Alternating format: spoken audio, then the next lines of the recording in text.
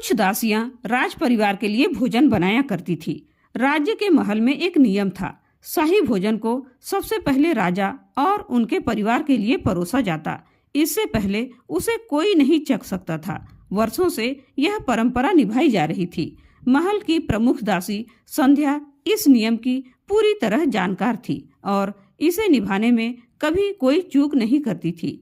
एक दिन संध्या किसी बीमारी के कारण रसोई में नहीं आ सकी। उसकी जगह काम करने के लिए एक नई दासी मधु को बुलाया गया। मधु गांव की साधारण लड़की थी जिसे महल के कड़े नियम कायदों की ज्यादा जानकारी नहीं थी। मधु ने पूरे उत्साह से शाही भोजन तैयार करना शुरू किया। उसकी आंखों में उत्सुकता थी। वह सोच रही थी कि आखिर यह शाही भोजन इतना खास क्यों होता है। मुझे यह जानने का मौका कभी नहीं मिला कि राजा का भोजन कैसा लगता है। आज यह मौका है, आखिर इसमें क्या गलत है। उसने थोड़ा सा भोजन चखा।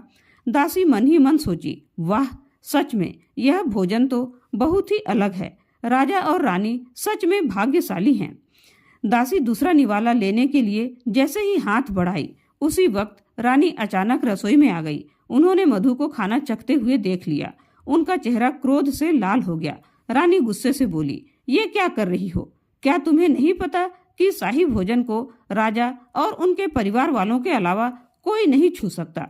मधु हड़बड़ा गई। उसने तुरंत सिर झुका लिया और बोली, महारानी जी, मुझे माफ करें, मैं यह नियम नहीं जानती थी। मैंने बस ये सोचा कि खाना बनाकर देखना चाहिए कि इसका स्वाद कैसा है।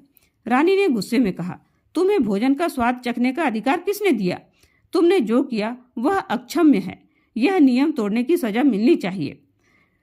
मधु ने निडर होकर कहा, महारानी जी, मैं तो पहली बार इसे चखने के अपराध में दोषी हूँ, लेकिन आप और आपका परिवार जो इसे रोज खाते हैं, क्या आपने कभी ये सोचा कि यह भोजन कितना शुद्ध है? क्या ये आपके स्वास्थ्य के योग्य है? अगर किसी ने भोजन में जहर मिला दिया तो सबसे पहले आपका परिवार ही मरेगा। रानी के भीतर एक क्षणिक खामोशी पसर गई। उन शब्दों ने उनके मन में एक हलचल पैदा कर दी, जैसे कि शांत झील में कंकड़ गिरा हो। उस रात उन्होंने राजा से इस घटना का जिक्र किया। राजा ने ध्यान से सुना और अंततः माना कि भोजन की गुणवत्ता और शुद्धता की जांच के लिए ठोस कदम उठाए जाना चाहिए। क्या मधु ने सही कहा? अपने विचार कमेंट करके जरूर बताएं। धन्यवाद।